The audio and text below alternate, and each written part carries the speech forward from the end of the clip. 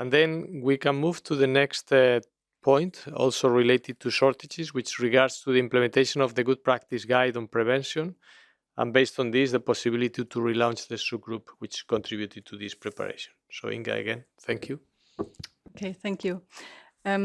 Yeah, so just a few slides to give you an update on the good practice guidance on prevention for patient and healthcare professional organizations. So as most of you probably know, this was the result of the work of a subgroup of patient and healthcare professional representatives, together with the working group on communication of the task force of availability. So the guidance provides key principles for shortage prevention and management, and as such is one of the key deliverables of the working group of communication. And it was developed after an extensive review of existing practices in the EU.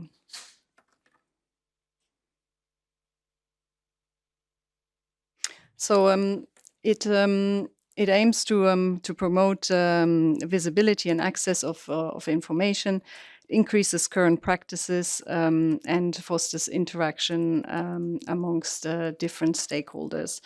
It has a number of recommendations for patient and healthcare professional organizations that are listed here on the screen. So just to mention, one of the key recommendations was to set up or use existing shortage observatories to collect information on shortages and consequences on patients.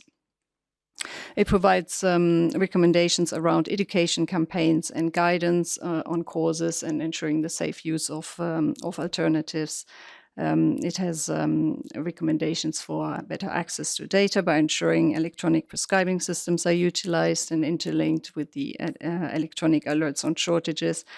Gives some guidance on safe compounding of medicines in short supply, improving communication tools within the supply chain, and also recommendations to get involved in issuing guidance on dose-sparing measures to Russian existing supplies of medicines.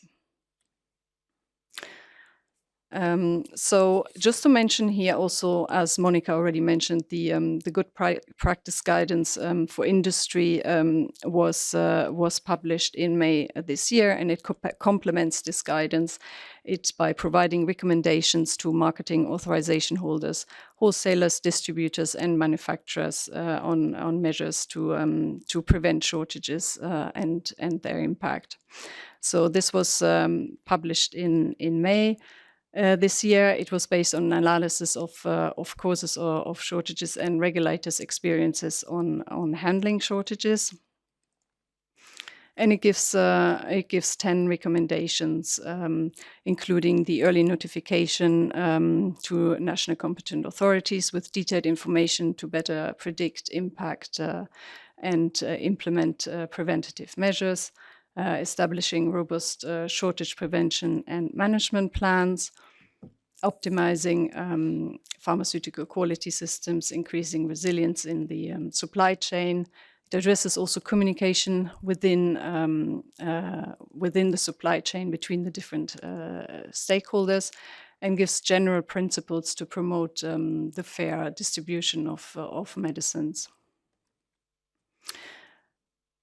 Okay, so just coming back now to the good practice guidance for patient and healthcare professionals. So this was published earlier, actually over a year ago, so July 22.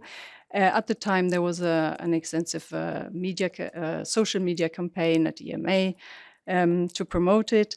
There was also a fact sheet, which you can see on the right-hand side, which was developed, which is published on the EMA website and can be used to promote and use the recommendations. So, despite this, and as highlighted at the last meeting in November, the awareness of the guidance itself and the use is still limited. So, based on results at the last meeting, where we carried out a survey, the there were still 60% of eligible patients and healthcare professional representatives that were surveyed that were not aware of the guidance, and implementation has been limited.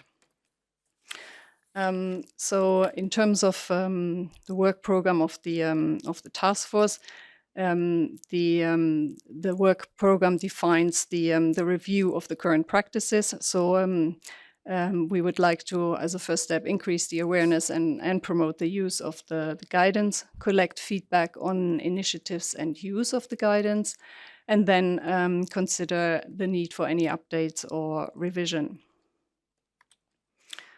So I'd also like to mention here JASMINE, or the joint action, which was already mentioned by Monica, which is the EU joint action, brings together 22 EU member states, and it has several work packages addressing, including best practices on communication and prevention of shortages. So its aim is to harmonize the response of shortages across the EU, and it gives the opportunity also to collaborate with the task force to increase implementation and awareness of the guidance. So this collaboration is ongoing, and we will keep you updated on this. So to finish, I have some follow-up questions.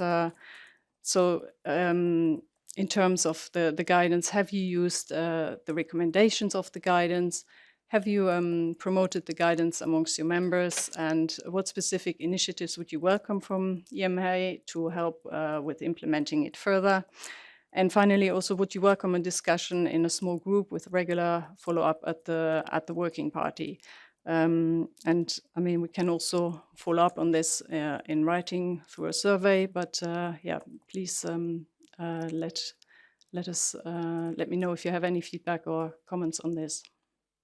Thank you.